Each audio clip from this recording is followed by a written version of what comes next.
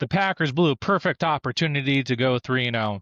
They played unprepared and allowed the Browns to steal this game. Where do the Packers go from here? We will tell you. Yeah, I've been wanting this shit forever. I've been in the field with whatever they throw at me. Brush it off, pick myself up, moving on to the better.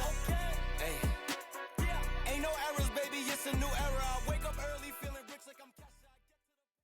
Welcome in another episode of Sounds Gouda. Thank you everybody for coming back and taking a listen to us. My name is Rob Ralph. Next to me is my best friend, Jordan Olson.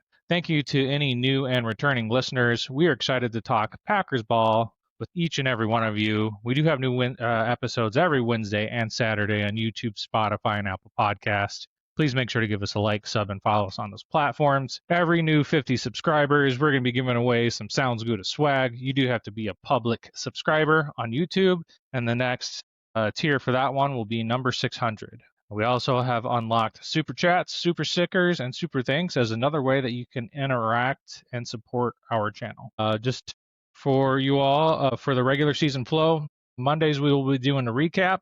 Wednesdays we're going to be doing a special episode.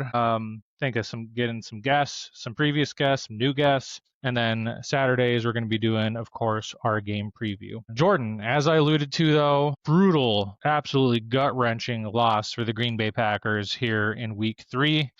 I think there's many different avenues I could take this down, but I will just open the floor to you, my friend. How are you feeling after this? And what does this mean for the Packers? We're recording this the morning after. I'm still feeling a little numb after that loss, right? I think totally unexpected, uninspired play from the Green Bay Packers. I think a lot of people would say that this is the worst loss in Matt LaFleur's history.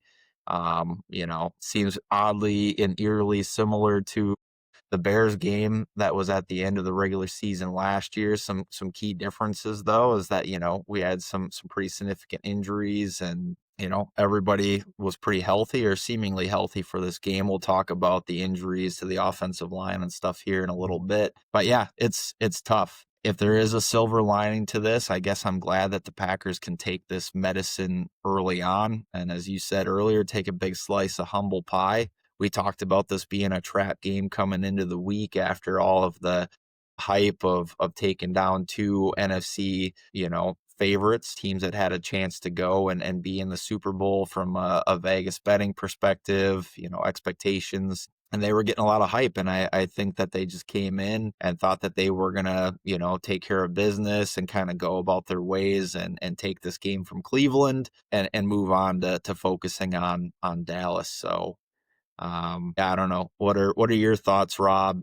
And who do you think is to take the lion's share of the blame for this loss? Well, yeah, it was really, really tough, especially as a 7.5 point, touchdown favorite any given Sunday, for any team, for as atrocious as that Browns offense is. And I will give our Packers defense a lot of credit, man. They came and they played, I thought, pretty damn well for most of that game. Maybe besides late where they got a little conservative to lead them down for the field goal. But yeah, I think that this loss has a combination of Matt LaFleur written on it, and I think it's got a combination of player execution written on it. And they both go hand in hand. And it was a lackluster performance. There was many injuries. There was many mistakes. I don't know where you wanted to start specifically on each one of these spots, but it was tough. It was really, really tough. Kind of felt like we were meant to lose, didn't come and play within our details. You mentioned that Bears game from last year, and yeah, it was rough. It was a game that I think that we should have came away with, and we should have won there at the end if it weren't for some critical mistakes. But it's a big slice of humble pie, and even the Browns, whoever it might be, if you're coming there thinking that you're just going to have mediocre play calling and a scheme, and you're going to try and run on a really, really, really good defense, and I will give the Browns defense credit. Man, they were coming out with their hair on fire, and they made some of our backups on our offensive line, which I'm sure we'll get into, look really, really, really bad. So credit to the Browns defense, because man, of course, with Myles Garrett over there, Mason Graham, they played really really really well and made it really difficult on our offense to really get anything going. Mhm. So that's my Yeah. 30,000 foot view point on this. Yeah, the Browns, the front seven is the strength of that team. And, you have to be really impressed with the play of Carson Schlesinger. Yeah. Devin Bush is good. I mean, they're going to continue to build around that young group. They've invested there, and they know that that's an important part of winning football games, and that was their formula for winning this week.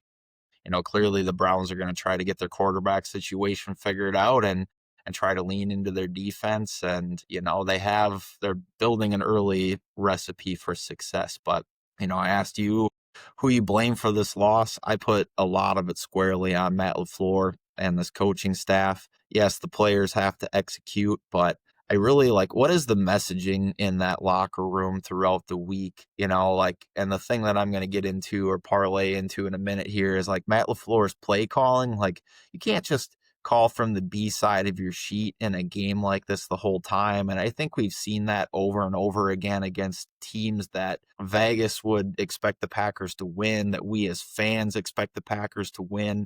And I think that Matt LaFleur and that staff probably expects the Packers to win with just their simple stuff, their B-side stuff. And, I wonder if that messaging coming throughout the week just kind of leads to a lack of preparation and urgency that's needed to win every week in the NFL. And, there were a lot of penalties. I really don't want to spend a lot of time talking about the penalties. The only thing I'll say is that this offensive line group has to figure this out over and over and over again. We have these focus and lack of detail penalties, the false starts. I mean, the players know these cadences, even the backups, right? They've spent weeks and weeks in camp. Some of them have spent years on this team, working with Jordan Love, working with the other teammates who are starting on this offensive line. And at some point in time, the excuses, they need to end. The couple defensive penalties, I'm not going to complain about the officiating. It was a little light, but the offensive penalties were just atrocious and really set us back in this game. And the coaching staff really has to figure out how they're going to keep themselves and the players accountable for those things, because they are drive killers. Kind of transitioning into one other bigger picture question that I have before we maybe talk about the offense, the defense, special teams a little bit more. But we've seen a change in philosophy and managing injuries for players on this team, because I think not too long ago that, you would have seen players like Zach Tom and Aaron Banks and Tucker Kraft and Jaden Reed a couple weeks ago not come back and play in these games as they're recovering from injuries. And now you see early in the season, we see Reed return. And now I know it was a different injury with the collarbone, but he's back out. Zach Tom clearly tried to play through it, but his oblique injury popped back up. I really hope that they didn't do any further damage. I'm hopefully really sure that the staff felt like he couldn't injure himself more if they would have put him out there. But Aaron Banks, it's like, I don't know, if it was that iffy, why not just give them the rest through this week? Maybe rest them in Dallas. Anthony Belton played pretty good. I guess the answer on the offensive line was they were afraid of Myles Garrett, and that showed up in the play calling too. So Yeah. And they definitely wreaked havoc. Jordan Morgan, you got to figure out his best spot. And I think we both agree that he really struggled over there as right tackle. I view him there as the guard. And like we were talking pregame, they made that better call there after Banks went down and switched Morgan back into left guard with Belton over there at right tackle. I think that's your preferred, lineup right there, and it seemed to shore it up a little bit better. But also, too, Morgan had an absolutely just atrocious game. And if I was reading it right, too, when I was seeing on the interwebs, that he was the one that allowed the block too on the field goal to get some penetration. So insult to injury, literally, for this team. But yeah, that hurt us really, really bad with the injuries, and then not knowing the best positions for our players, which you think would be common sense, but maybe not. I thought they settled Can down. I touch on that Yeah, for one yeah, more second, Rob? You know, yeah. because we talked about that too, right? I really don't want to sound the alarm. I really hope that people don't just take this performance and say, "Yep, I've decided that Jordan Morgan is a bust," and really go down that route. I think there's a lot of good football ahead for Jordan Morgan, but I think the biggest thing that you and I were scratching our heads on is pre-pod is like, where this season have we seen Jordan Morgan play any left tackle? We didn't see it, or sorry, right tackle. We didn't see it in the preseason. We haven't seen it in regular season action. I'm sure there's been some practices where he's been over there at right tackle, but Anthony Belton has been playing pretty well over there at right tackle. Considering I would have just worked really hard this week to prepare him. And if that experiment didn't go well, then I would have transitioned into maybe moving Jordan Morgan in behind him. But it's I've heard, and I've never played offensive line a down in my life, but I heard it's really hard, even if you're a good left tackle or right tackle, to make that switch without many reps and just pick up the blitzes and things from the other side of the ball. You're working in conjunction next to a different player than you're used to. It's not just something like, oh, you're a good or average left tackle and we can just flip you over and you can do that on the other side of the ball, unless you're somebody really, really special. I mean, there's players out there that can do it, but he's still young in his career. And I don't know. Again, kind of the coaches, as you alluded to, Rob, should maybe have had a better game plan for that. But what did you make of the rest of the offense, Rob, outside of the offensive line play that we're talking about? The offensive line, I guess if we stay with them for a second, did give up 5 sacks as well, which I can't name the last time that the Packers offensive line has given up 5 sacks in a game. Yeah, they were struggling in the run game, and rightfully so. We thought that that would be the case, but then Matt LaFleur continues to try and throw like these deep downfield, instead of trying to, win with quick game screens, quick passing game, excuse me, and that sort of stuff. And that showed up, right? Like the Browns defensive line, which is one of the best in the NFL, really is, just teed off on us, man. It just wasn't a good game plan. Then when what was hitting them, they didn't adapt to that well enough, and then time that off by like Jordan Love just not having a really really good game. Obviously, the inexcusable kind of rookie throw there at the end. When you're driving, you can't do that in that situation. Is that on Jordan Love? Yes. Did Delpit make a really, really good play? Absolutely, he did, letting Tucker Craft go off and then come in there on the side there to get that. Almost knew like he knew exactly what was coming there in that man coverage that they were doing. But Jordan Love overthrew a lot of balls to Josh Jacobs too, especially. It wasn't a good game. It wasn't a good game plan, and then they did not adapt well too. But yeah, it was hard. It was hard to get stuff going when your line is giving you about a second, maybe a second and some change before you got somebody in your pocket, right? So it all starts up front. The injuries do not help, but then putting people on the offensive line, for their best positions on this team, it wasn't well executed, which brings us all to the point of what you were talking about, Jordan, and putting this surely on the blame of Matt LaFleur and getting this team ready. So Yeah, he certainly likes to take the blame, which, I'd want to play for a coach that doesn't put things on the players at all, especially to the media, right? He keeps that stuff in-house. But if you listen to his presser afterwards, I mean, he took all of the blame for that interception for Jordan Love. I should have never put him in that position. It was a bad play call by me. It's a two-step read, which it is, like Jordan did make a bad throw there. But, it was a quick slant. I can't believe you're just like making a blind throw. And I was watching the trajectory of that pass. I think it was going to be low anyways. I think Dontavian Wicks would have had a hard time coming up with that pass because it's down closer to his knees, and Delpit stepped in front of it at that point in time. So, I mean, I think he would have had to try to pluck that thing out of the air below his knees, off his shoe tops. So that wasn't a good throw from him anyways. And yeah, those back-to-back bad throws to Jacobs, totally killed that one drive. The worst play from him in that game, I think, wasn't even that interception. It was that weird sack that they took on 3rd and 1. oh my gosh. He's Yeah. a 6-year veteran and it's 30 year as a starter. They have the ball on the 44-yard line. They're basically at midfield. You're up What are you 10 to doing? nothing. You have two choices there. You have an opportunity. Your ground game started to work. You have an opportunity to try to go for the throat and go for it at midfield with your defense playing really well and try to score one more time and put the game away if you don't take that sack. Or you just throw it away. And Daniel Whalen had an excellent game. He just punted and make the Browns go the length of the field and play the field position game. That was the worst mistake of the day to me from Jordan Love, in my opinion. I completely agree, man. That's a fantastic one right there. And, you know, when we were all watching that, we were thinking, what in the hell are you doing? um, Mm-hmm. yeah, Yeah.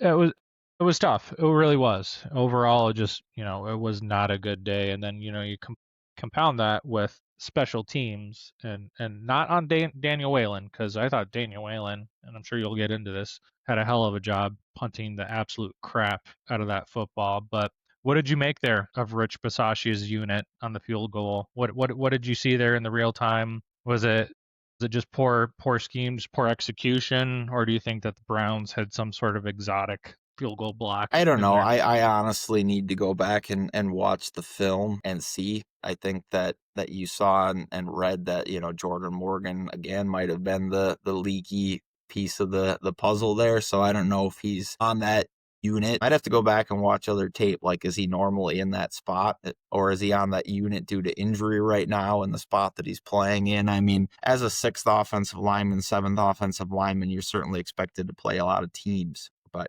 clearly, a bad day there. Before we did leave the offense and go to special teams, I did want to just kind of give some kudos to John Fitzpatrick for his first NFL touchdown, and really like one of the only sparkling spots of the day. So congrats Mm-hmm. to him on that. But yeah, back to teams. There's been a lot of talk about Rich Bisaccia and his preparation for this team.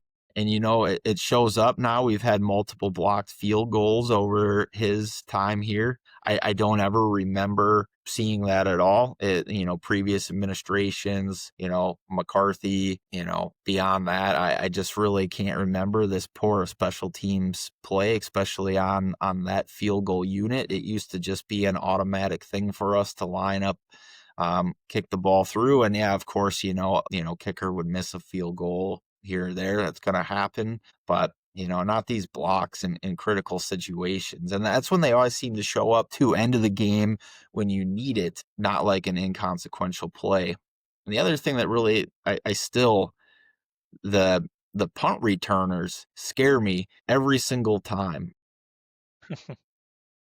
And Golden, I think, overall made pretty sound decisions, but I Yeah. still think there's like some kind of thought process there, body language that's like, yeah, am I going to play this? Am I not going to play it? They're not making the safe and assured play in the punt return unit right now. And I got to bring that back to coaching as well. So I don't know what else to make of it. I don't know. What's your opinion about where we're at with special teams right now? Yeah, well, you definitely, and understandably so, question Bisaccia's extension. And even at the time he was getting extended, he brings a lot of other elements to Matt LaFleur, which, he thought was very, very crucial for this team. But yeah, you can't have critical plays like that. It kills you, right? It lost us this game. I mean, it was a low trajectory kick. I'll say that, right? So, it wasn't like it was boomed up or anything. But yeah, you can't have that happen. You got to have those short up, and it's got to be better. It's got to be better moving forward. You can't have this type of stuff, and you can't overlook teams like this. Just tough. I just needed to be a lot better, but you can learn from this. If there's anything, remember 2010 when they lost to the Kansas City Chiefs when we were undefeated, a game that we expected to win. There's been multiple instances of this sort of stuff where you can definitely rebound and come back from performances like this. And like we were talking about, Jordan, me and you texting back and forth. It's good it's in week 3, right? Like this is a great slice of humble pie where you do come out, you beat a couple really good teams, and then you lay an egg against a really tough environment, against a really difficult defense. And I think we can get into some of the defensive performances too that were some bright spots here coming up. But there's a lot to learn from this game. There's a lot to clean up, and I am confident in this team for as much as there is doom and gloom from this performance to rebound and have a much better performance in this next upcoming week in Dallas. Yeah, one positive on teams is I'm starting to see a little bit more feel and explosiveness from Williams on those kick returns. You know, he had that great 35-yard return there at the end of the game. So I feel like at one point in time this season, he's going to break one of those. And, that'd be great because, I mean, Keyshawn certainly was lightning in a bottle a couple years ago when he first came to the Packers, and he was primarily a special teams player at that point in time and really brought us a jolt. You really heard like Aaron Rodgers at the time, like mention how much that meant to this team and could be a spark when they were looking for something else. So, if Savion can continue to develop his feel in that return game, that's going to be a weapon for this team. Defense, let's talk defense. Parsons continues to make an impact. Obviously that allowed Rashawn Gary, and not taking anything away from Rashawn Gary, but I certainly think that Parsons helps Gary have the outstanding day that he had with his 2 sacks. And I really think outside of the offense putting this team in really bad positions, this defense played really, really well. They played certainly well enough to win this football game. Yeah, they really did. I mean, basically, they held the Browns to 3 points, and I'm saying that because the other one's attributed to turnovers and special teams mishaps, right? Yeah, absolutely. I think you have it in here, 221 total yards, played really good in short yardage situation. Yeah, I mean, the defense came to play. I only thought I got a little iffy there towards the end when played a little bit more conservative, letting them, dink and dunk there over the middle to get them into the field goal spot. But that's digging in there deep and trying to find some critical points. I thought overall, if your defense has given you 3 points, there is absolutely no way in hell that you should lose this game for the offense. And your offense just has to play that bad, and they did play just that bad. So I mean, the defense played more conservative than they had in the last 2 weeks as well. I have to wonder again, is that from the top? Don't show them the exotic looks. Don't really go after them. You saw a majority of the game, the Packers just expecting to win by rushing 4, which against that beat up offensive line as well, they should certainly be able to get home, with just rushing 4. But you only have 2 sacks on the day against a non-mobile guy in Joe Flacco, and maybe and they didn't really need to because, like you said, they really only accounted for 3 points. But maybe they should have dialed it up a little bit more at the end there when the that's what I game was hoping was for. truthfully in the balance, right? But more conservative mindset. What are you afraid of? That you're going to show somebody a couple of exotic looks and you're not going to be able to use them next week against Dallas or in week 10 against Philadelphia? What are you saving this stuff for? Because a win's a win and you got to bank those when you can. Overall they did a pretty good job of holding Cleveland's passing attack at bay. Quinshawn Junkins ended up having a pretty nice day. He had 94 yards and a touchdown. A lot of that was on one big chunk run, 38 yards, which, that was really their only explosive play of the day. But it did come at a critical time and did hurt the Packers. So Yeah. I mean, he's a good running back, and I think quietly, the Browns rookies are having a really, really good start. Mason Graham, Harold Fannin Jr., who we really loved in the draft process. He's a really good H-back, tight end, hybrid. Can do a lot of things with him. But yeah, just the one play for Quinshawn Judkins. I think he's going to end up being really good for them, especially with how they want to balance themselves with Joe Flacco and their offense. But I thought just in general, though, for most of the game, the defense, besides a few things here and there and some really wacky penalties, honestly, getting towards the red zone, which we're not going to complain about, but they did happen. The defense played well, better than advertised to win us this football game. Yeah.